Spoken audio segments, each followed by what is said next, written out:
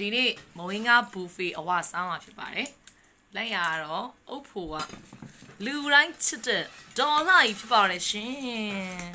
သူ့ရဲ့လက်ရအပီဆွဲမှာပါစေတနာရေးမြစ်တာရင်နဲ့အမေကအပြစ်နှစ်ကိုချက်ထားပါတယ်ဒီမဝင်းကားမှာရာဇဝင်တွေများစွာရှိပါတယ်အဖေတို့မေတို့စတင်တွေးဆုံနေတာလဲဒီမဝင်းကားလေးရဖြစ်ပါတယ်အဲကြောင့်အဖေကလည်းကမဝင်းကားကိုပြန်လည်တနောက်နေနဲ့စောင်းမှာဖြစ်ပေါ်ရင်အမေပြိုတော့ကရောင်းတယ်လို့ပဲချက်တာဟုတ်လားဟုတ်ပါတယ်အဲ့ဒါကိုစွဲအတွက်အသက်ကြီးသွားရင်ပဲလက်ရလုံးဝမကြသေးပါဘူးနေလက်ရဟိုကောင်လေးစားမလားဟုတ်ဒါကအိမ်ရဲ့အိမ်မြောင်ပါဟုတ်ပါတယ်သူ့ရဲ့နာမည်ကတော့အိမ်မြောင်ဦးပုံရဲ့သားဂုံးစင်းဖြစ်ပါတယ်ဒီဘက်လည်းပါဂုံးစင်းသူများရင်ဟာဆိုအကုန်တွဲပါတယ်ဂုံးစင်းနဲ့သူပြောခံ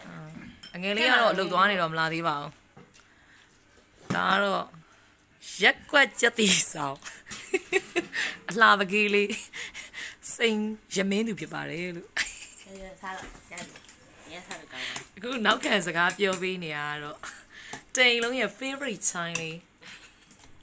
မချုံးငယ်ဖြစ်ပါတယ်စားဖြစ်ပါတယ်ဘုံငါအရန်ကောင်းပါလေမေးလိုက်ရစားလိုက်ပါဦးမေ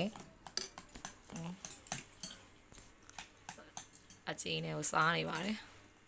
ငုတ်တီးထည့်လေဒီမှာလာစားတယ်ကိုယ်ဟဲ့ဒီမှာစားတယ်လာစားပါဟိုဝိုင်းပဲစားပါလေဘာရောက်ဆွဲနေပါတယ်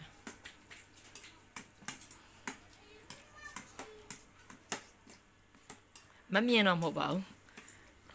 ဒါရမင်းသူပါမမြင်တော့မဟုတ်ပါဘူးဒါရမင်းသူပါ